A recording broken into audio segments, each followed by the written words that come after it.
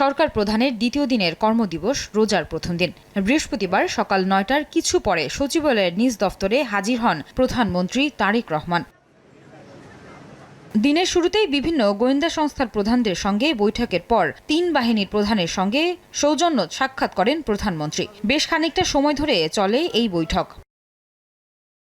পরে বেলা 11:30টায় family card বিতরণের কর্মপরিকল্পনা নিয়ে আন্তঃমন্ত্রণালয়ে বৈঠক করেন তিনি। ১.৫ ঘণ্টাব্যাপী এই বৈঠক চলে দুপুর ১টা পর্যন্ত।